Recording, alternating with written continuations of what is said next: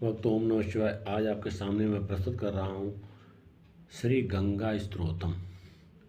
सनातन धर्म में माँ गंगा को सबसे पवित्र नदी माना गया है, जिसका उद्गम स्थान गंगोत्री है। गंगोत्री से निकलकर भारत के कई राज्यों में बहती हुई माँ गंगा करोड़ों लोगों के जीवन को संवारने का कार्य करती हैं।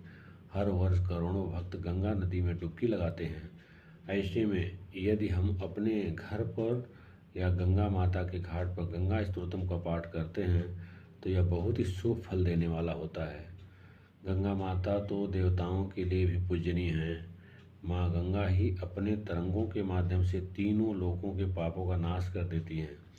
वे भगवान शिव के मस्तक पर विहार करती हैं, अर्थात रहती हैं। यदि आप गंगा नदी में स्नान करने का लाभ नहीं पा रहे हैं तो माँ गंगा के इस स्तोत्रम को घर में नहाने के जल में गंगा जल की कुछ बूंदें डालकर भी इसका स्नान करें और इस गंगा स्तोत्रम का जप करें। यह स्तोत्रम करोड़ों गुना फलदायक होगा। माँ गंगा के दर्शन से मिट जाते हैं जन्म जन्मांतर के पाप। माँ गंगा भगवान शिव की जटाओं में वास करती हैं। परम पावनी गंगा मैया की महिमा अपरंपार है। कहते हैं कि बड़े भाग्य से गंगा मैया के दर्शन होते हैं, उसमें भी उत्तम भाग्य हो तो मिलता है डुबकी लगाने का अवसर।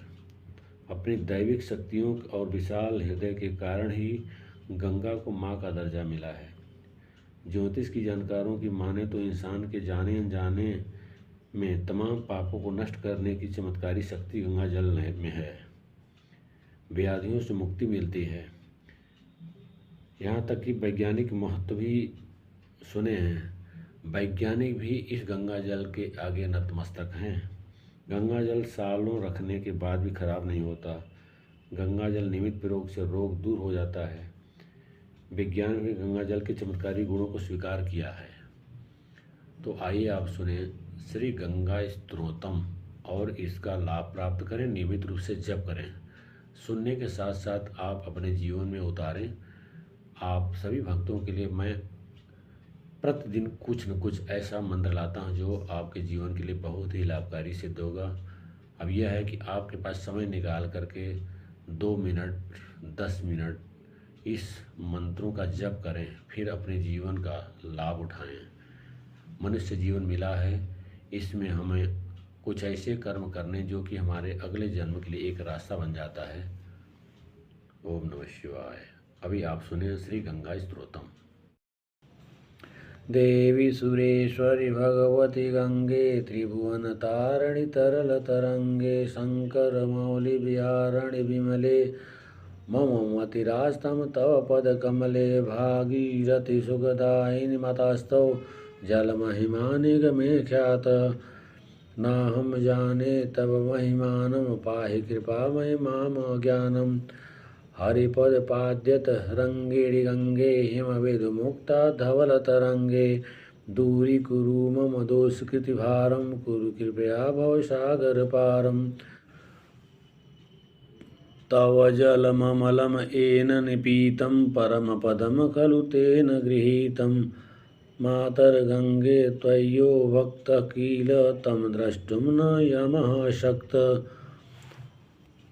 पतितोद्धारिणि जाह्नवी गंगे खंडित गिरिवर मंडित भंगे भीष्म जननिये मुनिवर कन्ये पतित निवारणे त्रिभुवन धन्ये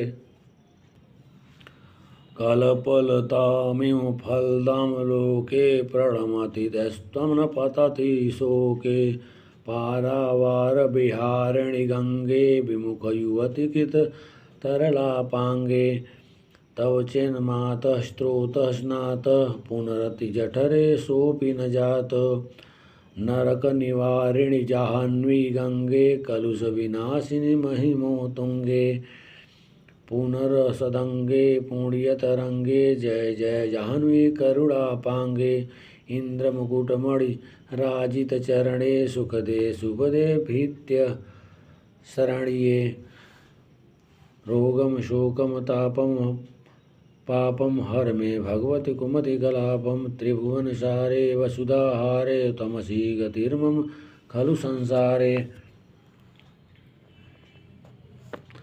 अलकानंदे परमानंदे कुरु करुणामयि कातरवन्दे तव तट निकटे यस्य निवास खलु वैकुंठे तस्य निवास।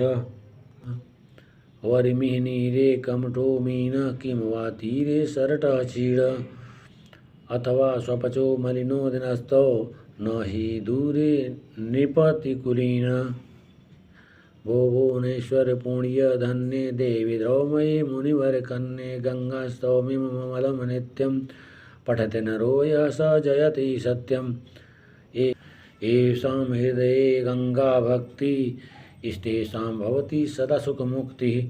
मधुरा कांता पंझटिकाभिः परमानंद कलित ललिताभिः। गंगा स्त्रोतम् इदं भवसारं वांछित फलदं विमलं सारं।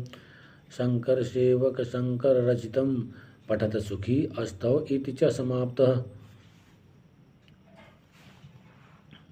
श्रीमच्छंकराचार्य विरचितं गंगा स्त्रोतं संपूर्णम्।